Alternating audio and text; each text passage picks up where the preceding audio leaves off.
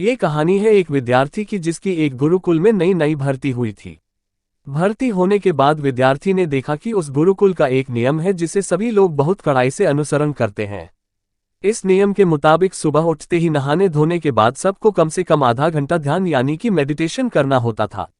लेकिन इस विद्यार्थी की सबसे बड़ी समस्या यही थी कि वह किसी भी चीज में ध्यान नहीं लगा पाता था। हर छोटी मोटी ध्यान खींचने वाली चीजें उसे गुस्सा दिलाती थी। नियम का अनुसरण करने के लिए उसने सबके साथ ध्यान लगाना शुरू किया, लेकिन अपने आदत के अनुसार वह 2 मिनट से ज्यादा ध्यान लगा नहीं पाता और 2 मिनट में गुस्से से अपनी आंखें खोल देता। 2-3 दिनों तक ऐसे ही चलता रहा। वह 2-3 मिनट से ज्यादा ध्यान लगा ही नहीं पाता था। गुरुकुल के एक गुरु ने इस बात पर गौर किया और उस विद्यार्थी को अपने पास बुलाकर उससे उसकी परेशानी पूछी। विद्यार्थी ने गुरु से कहा कि जब भी मैं ध्यान लगाता हूं तो मुझे आसपास के लोगों के फुसफुसाने की आवाज आती है, जिससे मैं ध्यान नहीं लगा पाता और मुझे उन पर गुस्सा आ जाता है। अगर आप सभी को चेतावनी दे दे कि ध्यान के वक्त कोई भी थोड़ी सी भी आवाज ना करे तो शायद मैं ध्यान अच्छे से लगा पाऊंगा।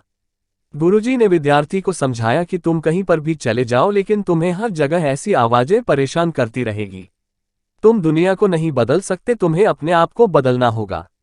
तुम्हें अपने गुस्से को काबू करना होगा। फिर भी अगर तुम आजमा ना चाहो तो तुम कल से उस पास वाली नदी के किनारे जाकर ध्यान लगाया करो जहां तुम्हें इंसानों की आवाज नहीं आएगी।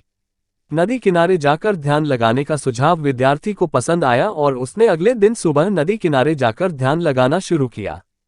4-5 मिनट ही हुए थे कि विद्यार्थी को एक घोड़े की आवाज सुनाई दी, जिससे उसका ध्यान टूट गया और उसे फिर से गुस्सा आने लगा। नदी के किनारे एक आदमी अपने घोड़े पर सवार होकर घोड़ा चलाना सीखने आया हुआ था। अगले 2-3 दिनों तक ऐसे ही चलता रहा और वहां पर भी वह ध्यान लगाने में सफल नहीं हुआ। फिर उसने सोचा क्यों ना मैं नदी के बीचों बीच जाकर ध्यान लगाऊं। वहां पर तो उसे किसी की भी आवाज सुनाई नहीं देगी। अगले दिन से विद्यार्थी एक नाव में बैठा नदी के बीचों बीच गया और वहां पर ध्यान लगाना शुरू किया। कुछ दिनों तक ये चलता रहा और वह अच्छे से ध्यान लगाने लगा। लेकिन एक दिन जब वह ध्यान लगा रहा था तो उसे पानी के छप छप की आवाज सुनाई दी। उससे डिस्टर्ब होकर जब उन तीन ने आंखें खोली तो देखा कि एक नाव उसकी नाव की तरफ आ रही है। उसने जोर से आवाज लगाई और बोला कि अपने नाव को इस तरफ मत लेकर आओ, कहीं और लेकर जाओ, लेकिन उस गांव में सुनने वाला कोई भी नहीं था और वह नाव धीरे धीरे उसकी तरफ आकर सीधे उसकी नाव से टकरा गई। उसे बहुत गुस्सा आया, लेकिन वह गुस्सा निकाले भी तो किस पर। नाव में कोई भी नहीं था। दोनों नाव को लेकर वो किनारे पर पहुंचा। जैसे ही वह किनारे तक आया उसकी तरफ एक आदमी दौड़ता हुआ, ये उसी आदमी के नाम है, वह आदमी पर गुस्सा निकालने लगा और उसे बुरा भला कहने लगा। उस आदमी ने विद्यार्थी से कहा कि मैं तो सिर्फ तुम्हें पूछ रहा था कि क्या तुमने किसी आदमी को इस तरफ आते हुए देखा है। मैं उसकी तलाश कर रहा हूं और तुम तो मुझे भी भला बुरा कहने लगे।